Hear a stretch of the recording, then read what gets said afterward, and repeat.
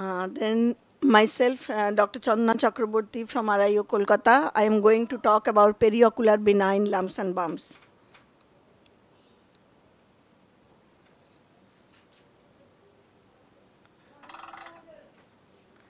Benign eyelid lesions, it can be inflammatory, infectious, traumatic, or neoplastic in origin.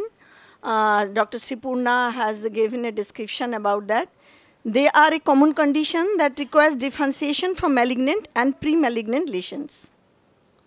Management options are various, like you can just observation, biopsy, excision, injection steroid, topical application of steroids, antibiotics, antimicrobials, and oral antibiotics.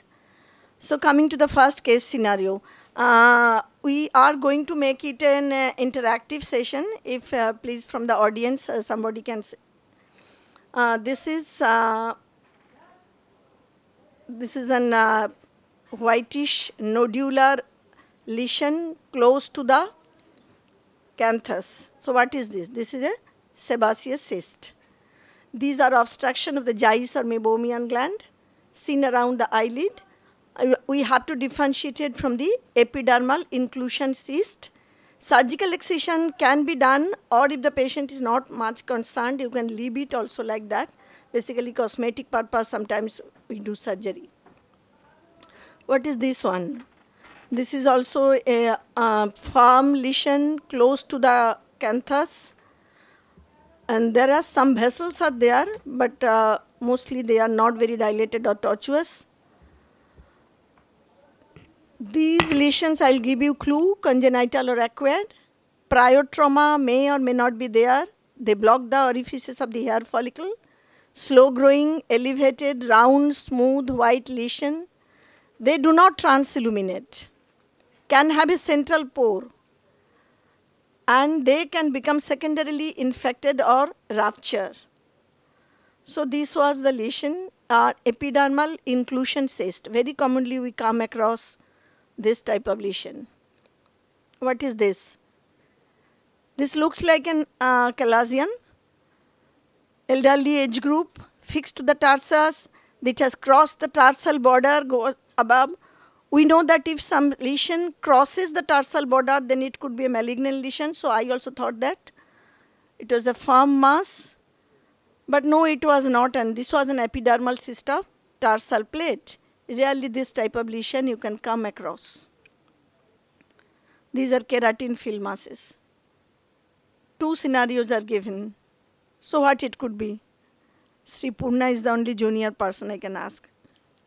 Sripurna? Yes, this differential diagnosis will be keratoacanthema.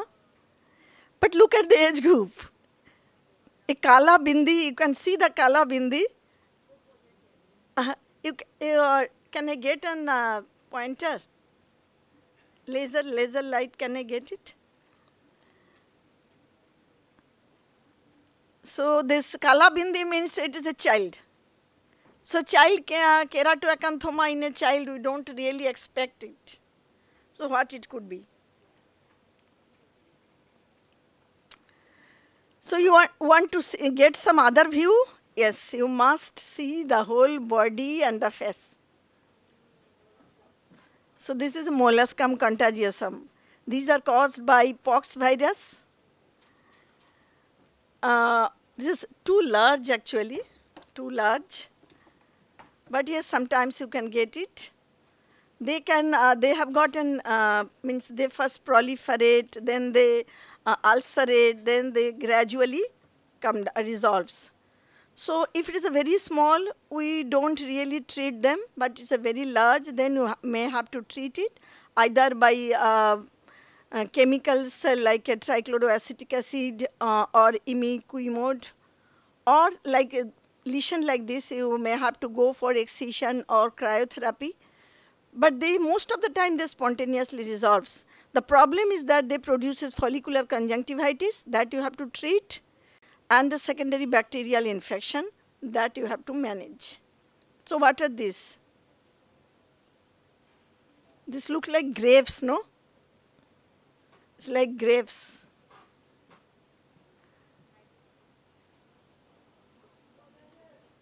apocrine hydrocystoma. This cyst of mole. There are other cysts also which may arise acrine hydrocystoma. But remember that apocrine hydrocystoma is more common, acrine is rarely seen. They transilluminate most of the time, but they may not transilluminate if there is hemorrhage inside it. So in that time, it can look like a bluish tinge. This Tripurna has already described. These are all pictures of neurofibroma. Though sometimes you may confuse it, but look at the surrounding pigmented lesions. And this one actually I missed, the lower down, the lower one.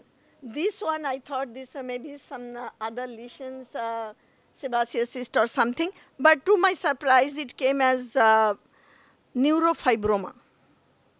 So isolated neurofibroma is very rare. This is all of you must have come across this type of lesion. The CT picture, clinical diagnosis is enough, but the CT picture also will give you a clue whether it is an dermoid or something else. This is so soft and the location is that many times we don't treat it, but if a lesion like this you come across, then we have to treat it. One is that they actually resolve spontaneously in course of time. These are capillary hemangioma. It could be either congenital or it could be infantile variety. 30% of them regresses by 3 years. 75 to 80% regress by 7 years. Treatment usually, look at this patient. We started the patient with propranolol. 1 year propranolol reduced a bit of the lesion, but not the whole one. Then we gave 2 injections of intralesional Kenacort. Now it has reduced. Another case, this is also quite obvious what we are dealing with. This is also a case of capillary hemangioma. The color, this intralesional injection we are giving, intralesional Kenacort.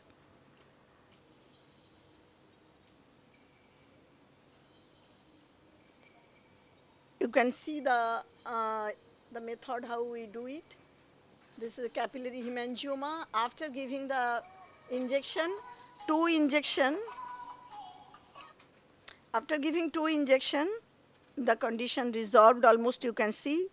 But the problem of this type of lesion is that they produces hypopigmentation. Like this is a separate case in children where we injected this intralesional Kenacort. The hypopigmentation, it takes a lot, I think almost 1 year it will take to resolve. That is cosmetically disfiguring maybe. What is this? This is a 36-year male who came with a round swelling, looks like bluish, firm swelling, not so soft, but you can see the transillumination is positive. Look at the location at the eyebrow. And it comes like pilometricoma. From the hair follicle it arises. These are very rare though, but sometimes you may come across this type of the lesion.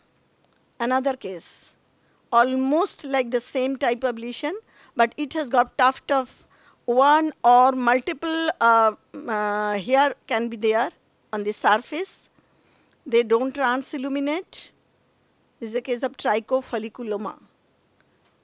Pilosebaceous, these are hematoma of the pilosebaceous follicle. This is everyone knows is xanthosoma. I'm not going to discuss xanthosoma. You can treat it of it or you may not treat it. Kosturi will definitely treat it with laser or cosmetic surgery. But I'll show you some other cases. What are these lesions? The histopathology from the, this one came as only the necrosis. No toton cells is found.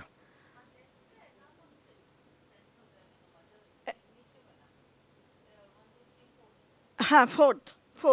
That is actually eye diagnosis as a case of xanthoma necrobiotica.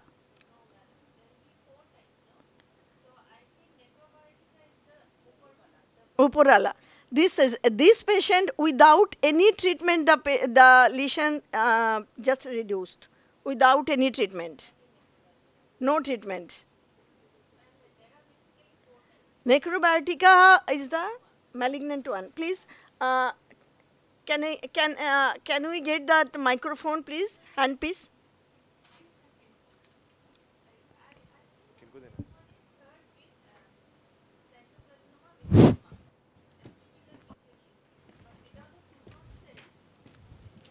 No cells.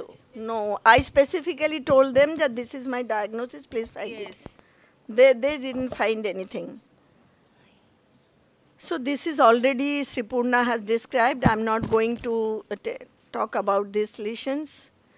Yes, these are very common lesions actually. They occur in the middle age, different types of looks. Some people, they say there is no need of taking it out. Cosmetic indication, or sometimes if they produce irritation, then these are all various types of squamous papilloma. This is also the stuck-on appearance. They are not vascular. They are ugly looking. That is the main problem with this type of the lesion.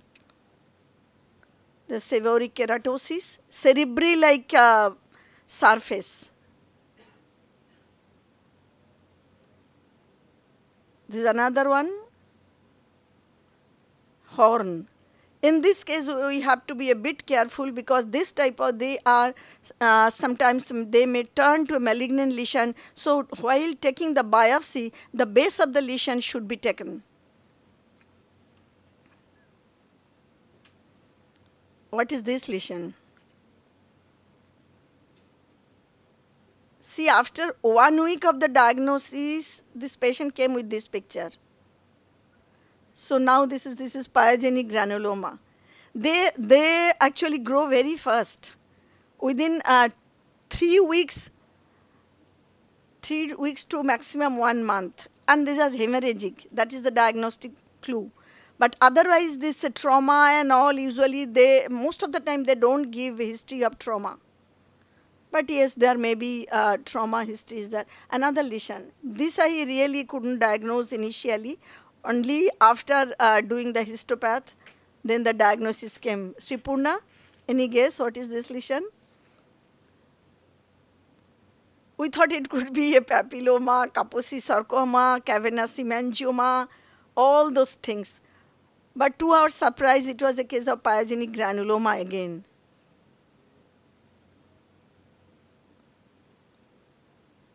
So these are my references.